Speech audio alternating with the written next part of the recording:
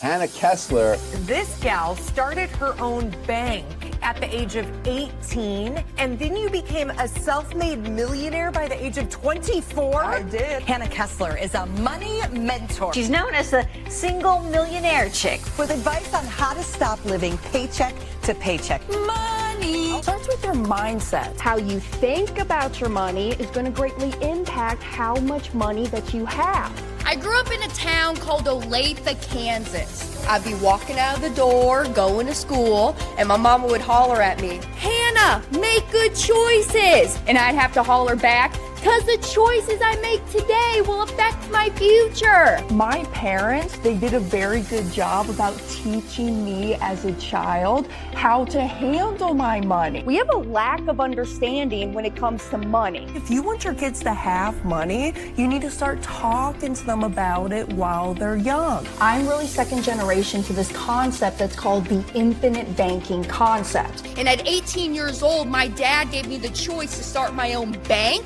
that then led me to becoming a millionaire by the time I was 24. Now you've written a book to help tie it all together. So the companion is really just teaching kids that, not specifically money, but really important life lessons. Now being the owner of the Money Multiplier, I help serve over 17,000 clients in every state of the country.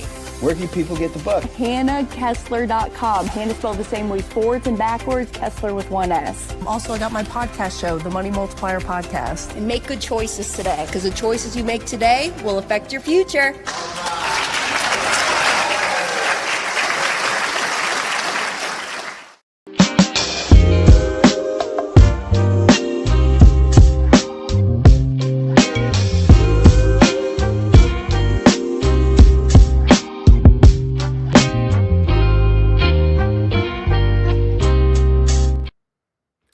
Good morning, my friends. How are we doing? Okay, let me say, y'all ain't my friends, because last week, holy crap, that video quality, I don't know what was going on, so I apologize about that, because on my side, it was clear as day. But I think because of the work that they're doing on my roof back at home, I think that maybe have caused a little bit of internet connection. So I apologize about that, but hopefully today you can see my pearly whites. Can you see them? Good morning. Good morning. Well, I'm super excited. We are actually here at Lake of the Ozarks this week.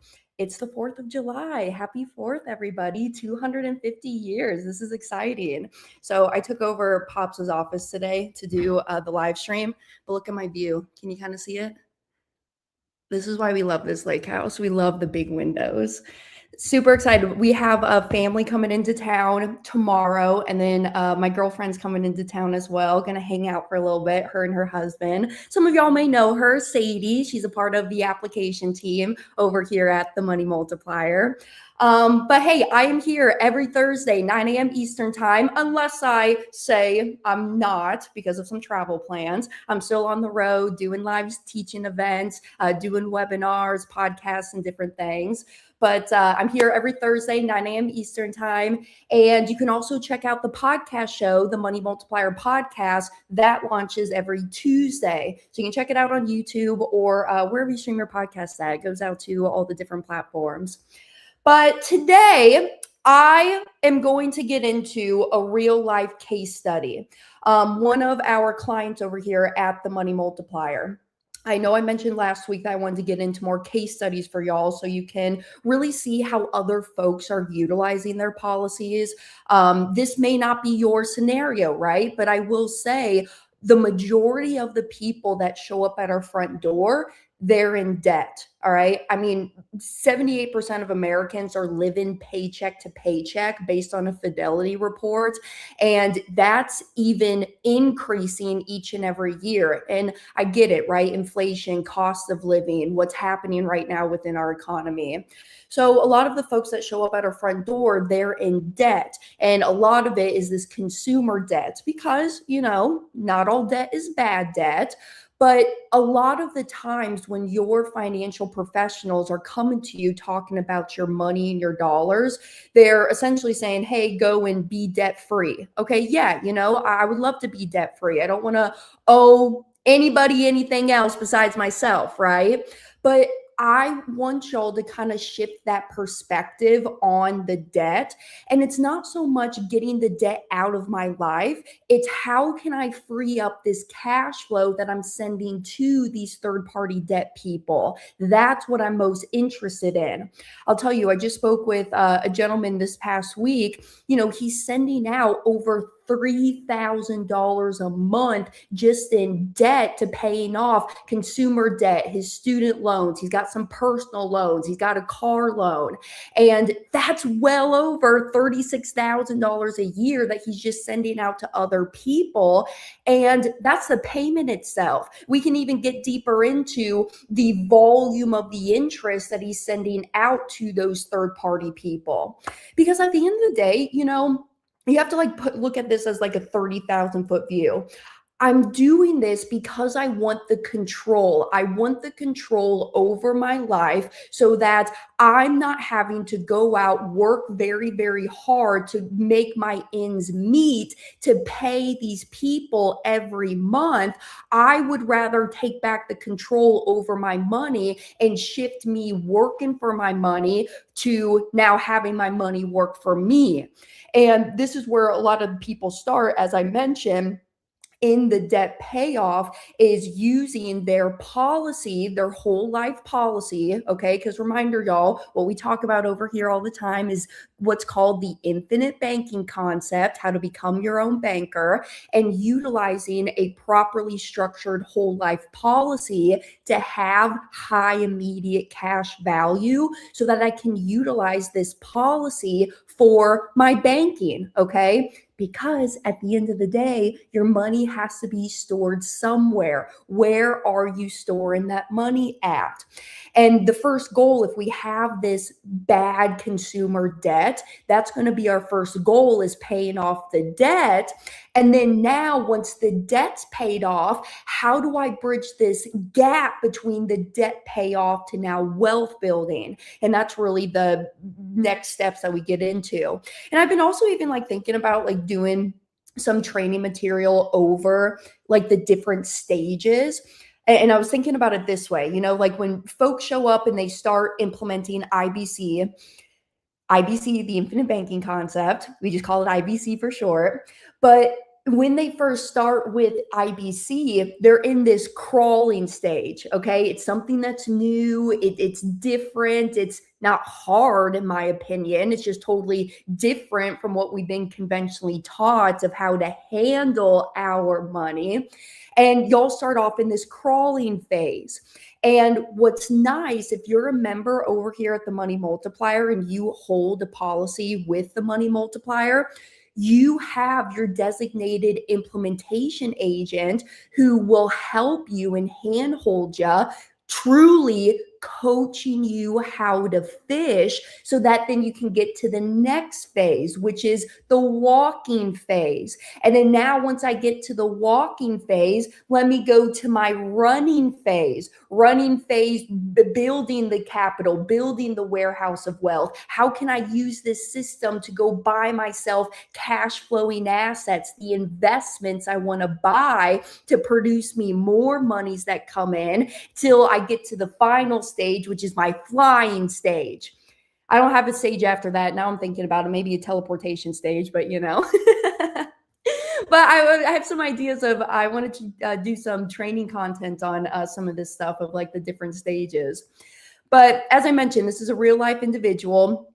Something to note here in this example that I'm going to share with y'all.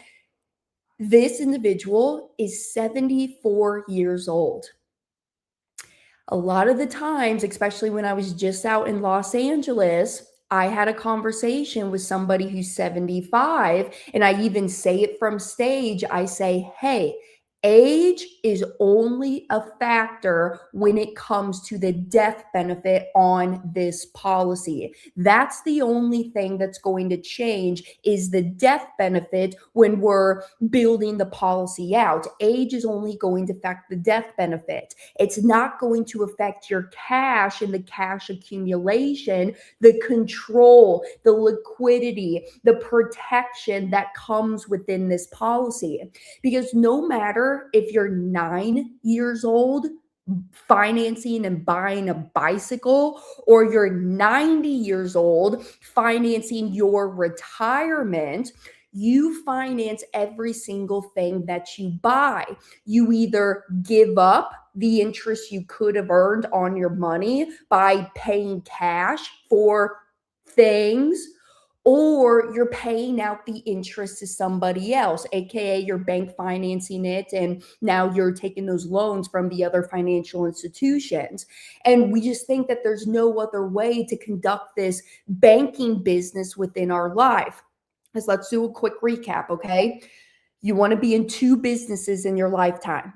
The first business is the one that you're passionate about, get you up out of bed every day, and hopefully you are passionate about it, okay? This life is too short to not be passionate and not feel excited to wake up every single day.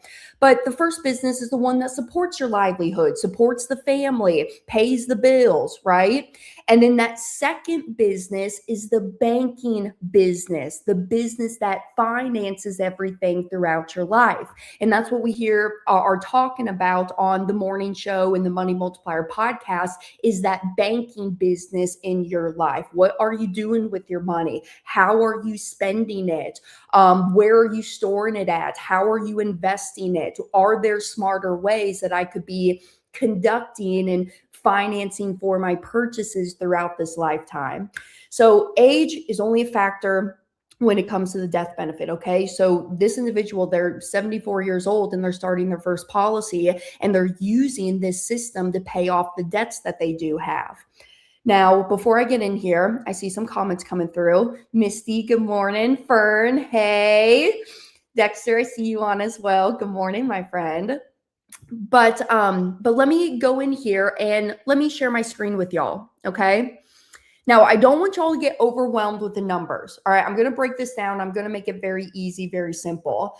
And for my folks on Instagram, I know it may be a little hard to see the chart. Hopefully it's not. But if you do want to pop over to my Facebook page or my YouTube page, even on LinkedIn, I live stream to there as well. You can blow this up and make it a little bit bigger, or send me an email, hannah@themoneymultiplier.com, and I'll send you a copy of this little screenshot here.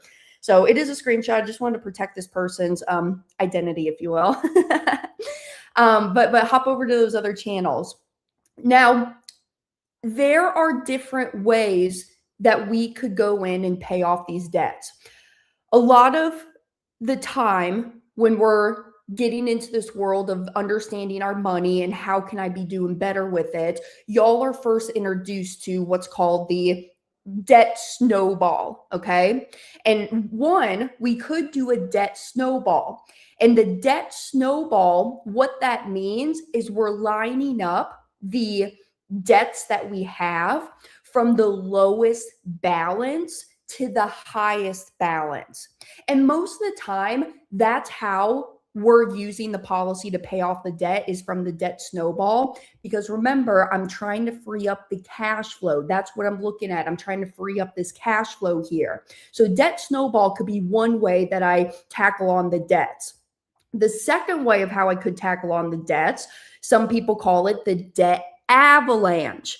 And all debt avalanche means is paying off the highest interest rates first.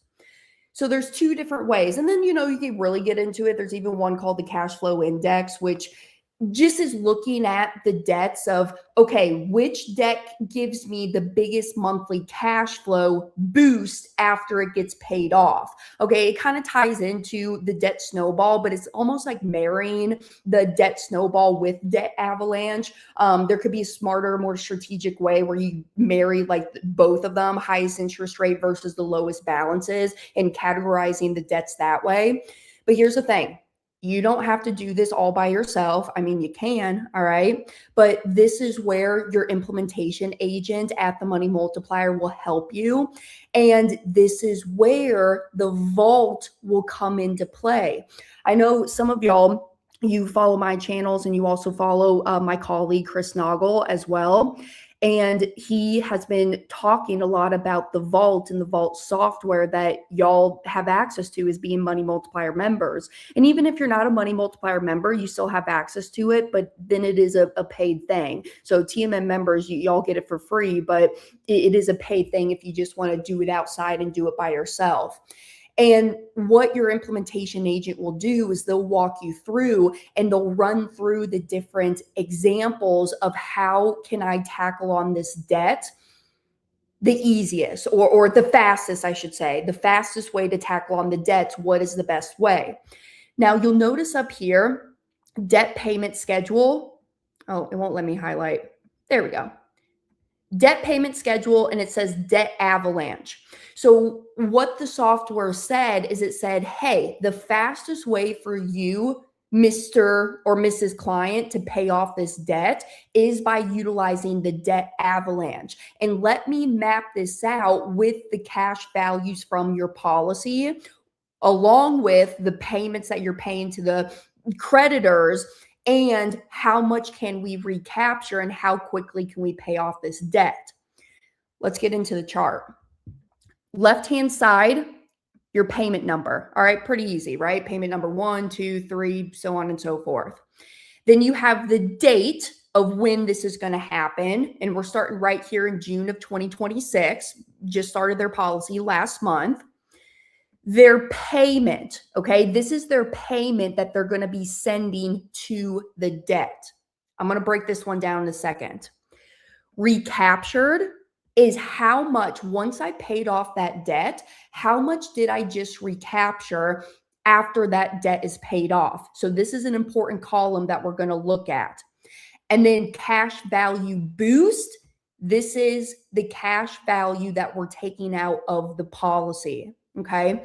Now, given the only difference between you and this individual is y'all just have different debts, and the premium you decide to do inside of your policy may be different.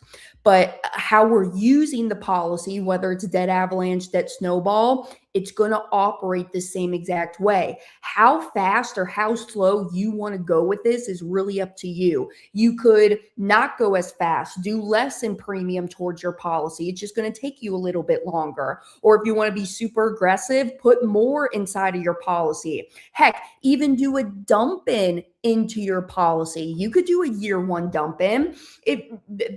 Now I'm thinking about it. That conversation I just had not too long ago is one guy's got over $150,000 sitting inside of his IRA. Yet he's got $134,000 of debt, and he's sending out $3,400 a month just to the debt. And it's like, this is what I keep preaching every single week, is that there's a difference between cash accumulation and cash flow. I understand that we do want to have some cash accumulation, but what I'm more interested in is how can I free up the cash flow, or how can I be producing more cash flow that's coming in? That's what I'm interested in. Anyways, back to our chart. So cash value boost. This is the cash that's coming out of our policy. Now, here's the debts that we have. We have a US Bank credit card. We have a Chase credit card, another Chase Freedom credit card. We have an Inc. business card. And then we got our Bank of America loan that's out here too. And in the percentages, you can see this is how much interest rate we're being charged. About 25% here, 19% here, 18% here, 16%, and then we got a 0% on the Bank of America one. And 0% credit cards are great, you know, like, hey, if I can leverage, again, not all debt is bad debt, but if I can leverage some free money, I'll go and leverage other people's money, because then it just frees up the capital in my policies or in my pocket that I could go be doing other things with.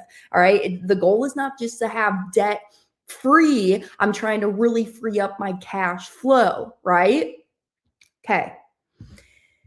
What we're going to do is this payment, this $13,730, this is what we're going to take to pay off debt.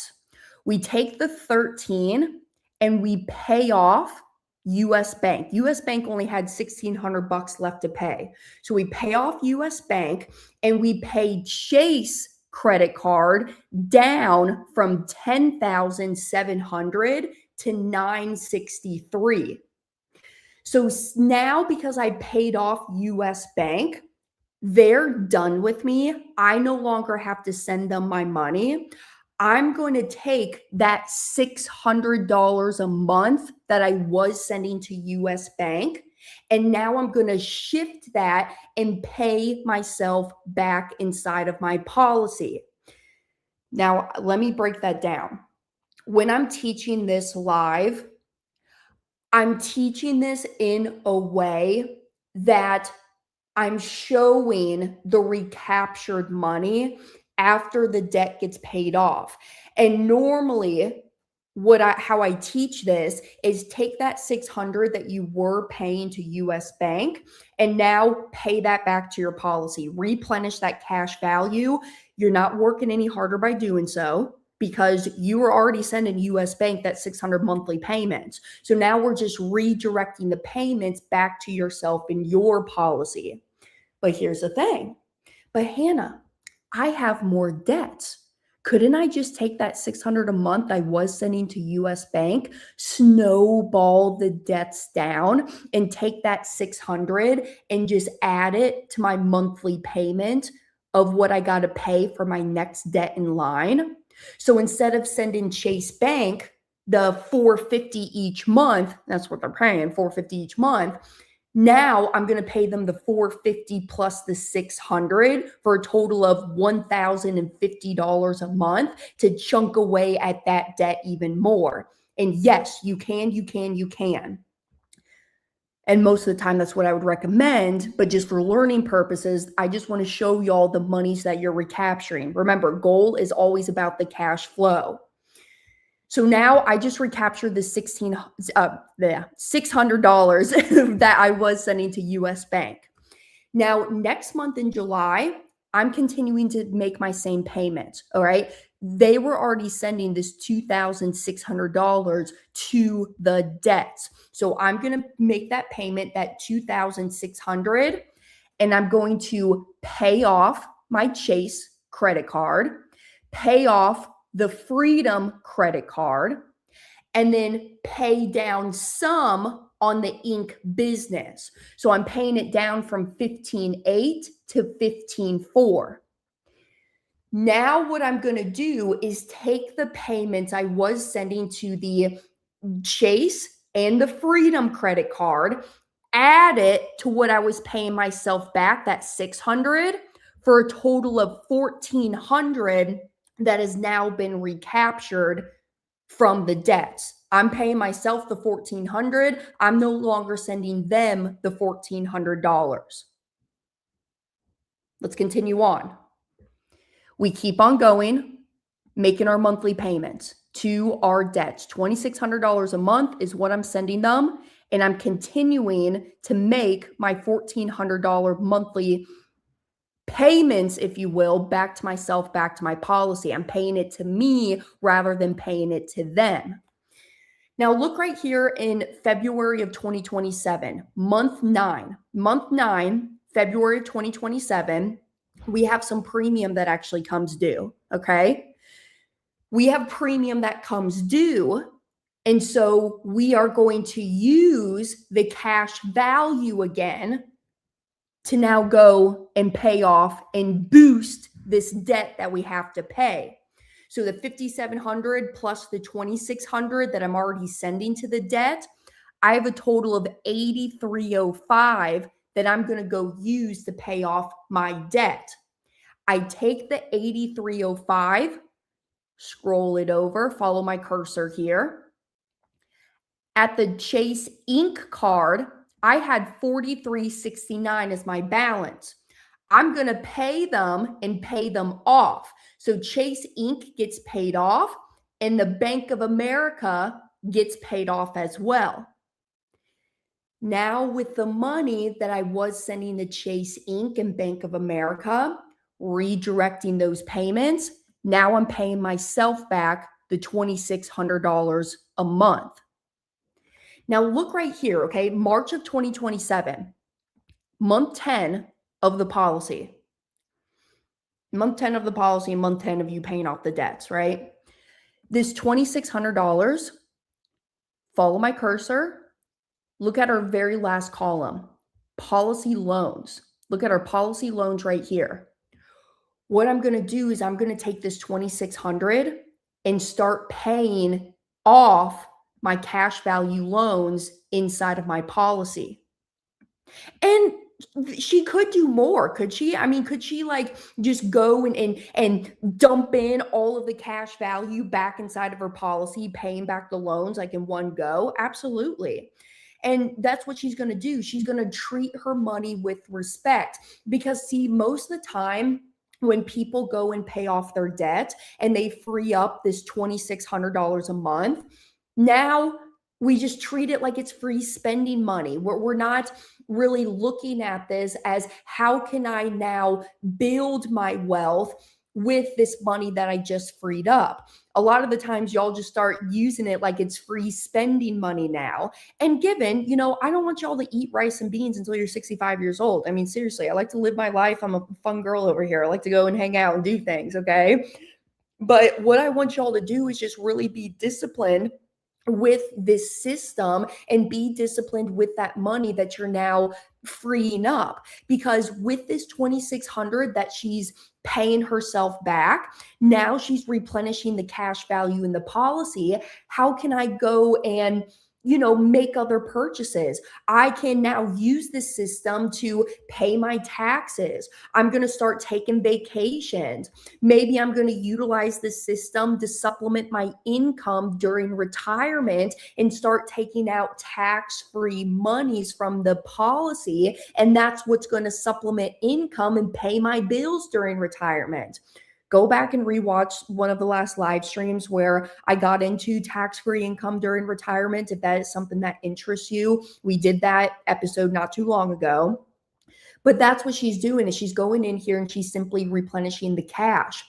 And then you can see right here, month 16, September of 2027, with those $2,600 that she's sending back to the policy, she's completely now replenished her cash value, and she's got all of her money back inside of her policy that she can go do something with. Now, when we are paying back the policy loans, okay, so I'm going to say this for my IBC vets, okay? That's what I call y'all, my seasoned IBCers who've been around the campfire for some time. Like Misty, I know you have, Fur and Dexter, okay? A lot of the times y'all will ask me, Hannah, I'm a little concerned about my MEC limit. MEC, the modified endowment contract. I want to make sure that I don't turn this policy into that modified endowment contract. How do I know for certain when I'm paying myself back into the policy that I'm not going to hit those MEC limits? Let me just take this off the screen for a second. Just recap. What is the MEC? If you're kind of new, MEC, modified endowment contract. It's an IRS tax law. Picture it like it's an imaginary line inside of your policy. And what we don't want to do is we don't want to overstuff the policy to go over the MEC limit, because if we do, the government now is going to start looking at your policy like it's an investment rather than an insurance contract. And now they're going to want to start taxing you on it. And I don't want that. I want to keep all the tax-free growth, the benefits of this policy.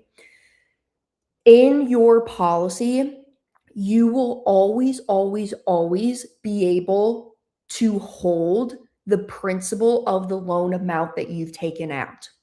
Adding my screen back to stage. Right here, or where's our highest balance? Right here, $17,000. You can notice that she's got at maximum $17,300 of cash value loaned out of her policy.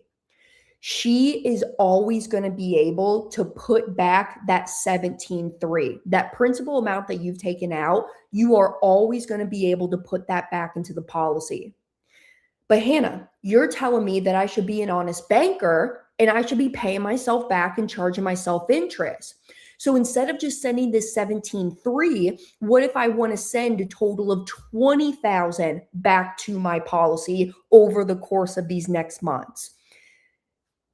That extra money that you are paying back, that extra interest, all that extra interest is just more paid up additions, more paid up addition premium.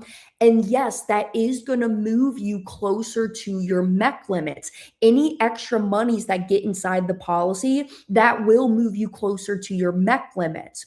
So here's what we do. And this is where your implementation agent, y'all, they are there to support you. They are there to help you and be your go-to personal concierge of your helper, for lack of better words. So this is where we will ask the insurance companies, when you're paying yourself back, we're going to ask, hey, at this point in time, how much additional wiggle room do I have inside of my policy where I won't hit my MEC limits? MEC is a moving target, my friends. Every time that you pay premium inside of your policy, that MEC limit's going to move and get higher and higher as time goes on. So it's a moving target. And it's all based on the actuarial calculation, okay? People ask me, Hannah, how do they find this MEC limit number? Honestly, it's a complex little analysis that they do, and I don't really care to even know, but here's a high level. How I internalize how they figure out the MEC limit is you do not want that cash value to exceed the death benefit over the average of the next 7 years of death benefit. Because at the end of the day, and now it's more complex than that, okay? So people don't come after me. That's not the most technical term, but just to kind of give you an idea of how they calculate this, because your death benefit's a moving target as well. It's going to keep increasing. When you're working with a mutually owned insurance company that pays dividends, when those dividends go back as more paid up additions, that death benefit is going to continue to increase as time goes on. And so this MEC limit is going to continue to increase too. So all we got to do is we just call up to the insurance company and say, hey, how much additional wiggle room do I have inside my policy right now? And that I could dump in, street language, dump in and avoid hitting my MEC status. And then actuary will go run their calculation. They'll come back with a number to us. And in a perfect world, you will be able to dump in that money. You'll be able to dump in those extra dollars. But there is going to come a point in time where you got more capital on hand and you got more monies that you are sending back to yourself, and your policy just simply cannot hold it because you are going to hit that MEC limit. So this is when and why we start policy number 2. Okay, you see where I'm going with this? And it's never just about one policy. You're creating a system, a banking system, just like how Wells Fargo or Chase Bank has multiple branch offices, multiple locations. You can have multiple locations and branch offices of your own bank. And that's what it's about. It's never just that one bank, that one policy. Because as time goes on, hopefully we're making more money, our cash flow keeps increasing, that we have a need to want to warehouse more and more of these dollars inside of our policy. So this is why we're continuing to start more and more as time goes on, because your money has to be stored somewhere. Where are you putting that money at? How much cash flow is going towards that specific account? How much are you sending to other people's banks, and how much could you be sending to your own private bank where you are the one who makes the interest, the profits, the dividends on yourself, instead of those bankers making a good living off of you? That's what we're trying to shift, is the control and the storage over that money, to have freedom, control, liberty to do what we want when we want. Now, as I was sitting here talking, I'm also thinking about, hey, why did the MEC limit even come into place? Let's kind of maybe talk about that. Quick little interruption though. Look at my cute mug today. My mama is a mug nerd like myself. And I love coming here because she's got all the fun, funky mugs with me. We got this in Vancouver, Canada. But here's something to kind of note. It's a little funny. This MEC limit, and when the IRS came into this new law, was back in June of 88. June of 88 is when they came in with this MEC law, modified endowment contract, section 7702 in the tax code, if you really want to dive into it. But they created this law because they noticed a lot of the elite and wealthy individuals were dumping in a boatload of money inside of their policies. Because think about it, if you're an individual, you want to store your money where it can grow tax-free, it is protected. The higher up your ass gets on the flagpole, the bigger the target it becomes. You want to protect your vault. You want to protect your wealth. They want the government out of their hair, the tax-free growth. They want the accessibility to use the money when they want for whatever they want, not have to ask for permission to use that money. And then also the legacy aspect of it. I know we don't talk about it a lot, but like death benefit, y'all, okay? Death benefit is important. It's the only guarantee of life. And when you pass away or graduate, there's always going to be that windfall of death benefit, tax-free, I'll add, that's going to get paid out to whoever you list as the beneficiary. And you can list your family members as beneficiaries. You can list charitable organizations like churches. You know, you can even list Billy Bob on the side street if you really want to. It doesn't matter, but there's always going to be a death benefit, and you can direct where you want that death benefit money to get paid out to. Heck, you can even do it into a trust, right? And that's even more steps that we could get into of, can a trust own a policy? Absolutely. It could even be the payer of your policy. It can even be the beneficiary of your policy. So there's different ways, and nobody's situation is one and the same, but at the same time, everybody is kind of one and the same, what they're doing with their cash flow and like how they're financing purchases. But some people have trust, some don't, some have family members, children, some do not. And so that's where, you know, everybody's policy is set up a little bit differently based on who you are and what your priorities and goals are at the time. So this is really why they came out with this MEC law, because of those families dumping in a boatload of money. And Uncle Sam really wants a cut. In my opinion, they really want to cut. And to like how like the legal jargon of what they said is, we want to make sure that people are using life insurance policies for death benefit, not just for the cash value aspect of it and to go around the loophole of the tax code. But it's like, that's all my comments there. So that's why they created this law. And so that's why we got to make sure that, hey, where are MEC limits at, and any extras that I'm sending back to the policy, I want to make sure I understand where my MEC limits are at so I don't totally overstuff it. Now, given, even if you do try to overstuff your policy, there are precautions set up. Now, and I can only speak for the money multiplier, okay? But there's precautions set up where if somebody accidentally overfunds their policy too much and they hit those MEC limits, there will be a letter that is sent to that policy owner, and they copy in the agent, us over here at the Money Multiplier. And my dad actually purposely tried to do this one time, okay? He tried to purposely MEC a policy because he's like, I just want to see what happens if you try to purposely MEC it. So he overfunded it, sent in too much money. The insurance company sent him a letter back saying, hey, Brent, you told us you didn't want this policy to become a MEC. So if you really want it to become a MEC, sign your name here, send us back this letter. But if not, here's a return check in the amount of money that we could not hold. So there's always precautions set up there, because at the end of the day, these insurance companies, they don't want the government within their business. You know, they are their own private entities. They don't want other people meddling in with what they got going on. Insurance companies, these mutually owned companies, they are state regulated. They are regulated at the state level. Oh man, and that's like a whole other, my ADD brain is going down like, question I get. How do I know how stable these insurance companies are and what should I be looking at? So maybe that's an episode we can do at some point, but I can give you some resources too if you just want to reach out to me directly.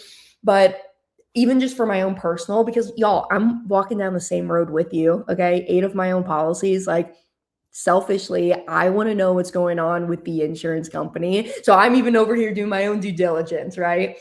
And that'll be my biggest piece of feedback. If you're getting into the infinite banking concept, work with number one, in my opinion, work with somebody who is a certified Nelson Nash Institute's practitioner, NNI practitioner. And how you can find that, if you go to infinitebanking.org, there's a practitioner's finder there on their website.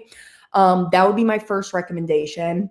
And then my second recommendation would be, make sure they are practicing what they're preaching, okay? Even if they aren't an NNI practitioner, I mean, it's a requirement if you are an NNI practitioner, so that's why I say that. But even if you don't go through somebody like that, make sure they are practicing what they're preaching, okay? It's like going to your doctor who doesn't do the same things that they're telling you to do, okay? You want to work with somebody who's practicing what they're preaching. And then my last advice would be, work with somebody who's going to be there with you, okay? Because I get it. Y'all are not in this world day in and day out like I am, okay? I understand the policies. I understand the insurance companies like the back of my hand. I've been around this stuff since I was 8 years old. But I understand that y'all are not in the same world as what I'm in. Given, I don't know if you run a tech shop and you're working on cars and motors all day. I don't know that world. Y'all are going to have to dumb that down to the 3rd grade education style. That's just not me. Okay. So I'm understanding that. And this is where and why it's so important to meet with your implementation agent. It's a free service that we do for all of y'all being a Money Multiplier member. Meet with them, connect with them. They're checking in with you quarterly for the life of the policy. So take advantage and use that, because if you know more and more about this, you'll get more clarity. You'll have more certainty over your next steps of what you should be doing with your money in your financial life. But I had one more thing I wanted to talk about. Now, let me say this too. I'm having some issues on the StreamYard where my personal Facebook page comments aren't popping up. So I want to hop over here to Facebook on my phone. With your comments aren't popping up. And I want to just make sure if there's any comments over here. Just Mike. Okay, good. Good. All right. We're going to fix that. We're going to fix that little tech glitch and tech issue. All right. Last thing I'm going to say. We actually got a letter in the mail from an insurance company. One of the insurance companies we do business with, which is Penn Mutual. Okay. Got a letter in the mail because we own policies with Penn Mutual. Yeah. And Penn Mutual sent out a letter that I just wanted to share with y'all that I thought was good. They said, let's talk about life insurance dividends and why they matter. Because life insurance dividends are different than maybe what you're familiar with in stock dividends, where technically, based on the tax code, a dividend on a life insurance contract is a quote unquote return of unused premium, a return of premium. And that return of premium gets sent back to us in a form of a dividend, is what they call it. And it's tax-free. It's a tax-free dividend that we receive because of how the IRS categorizes dividends as unused premiums. It's not gains, it's unused premiums. So let's read this letter. What are life insurance dividends? Life insurance dividends are payments made by an insurance company to eligible policyholders on an annual basis. And although they're never guaranteed, a company's ability to pay them says a lot about how financially strong they are. So dividends are important because, yes, you can see the mutually owned company's strength, And even consecutively, how long they've been paying out the dividends is important too. So they go, what is Penn Mutual's track record of paying dividends? We're proud to continue our over 175-year history of paying dividends to our eligible policyholders. This reflects how we continue to uphold our commitment to policyholders, our financial strength, and our position as a leader in life insurance. When we're financially strong, you're financially strong too. Penn Mutual is distributing a record dividend payout of $265 million to eligible policyholders in 2025. 175 consecutive years, my friends, they've been paying out dividends. There's other companies, they've been doing it for 140, 128. Just depends on how long that insurance company has been around. How long have they been consecutively paying out these dividends?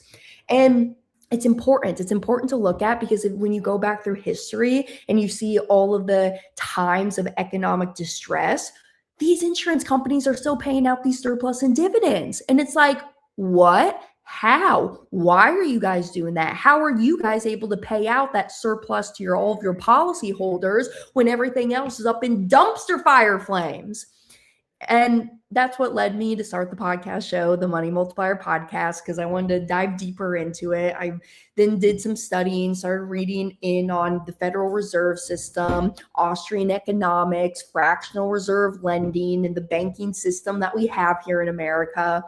But I feel the safest keeping my wealth with the insurance company because, in my opinion, the only difference between a commercial bank and an insurance company, now not the only difference, but in my eyes, the difference between them is the name on the front door. They're both places of where I can store and warehouse my wealth at.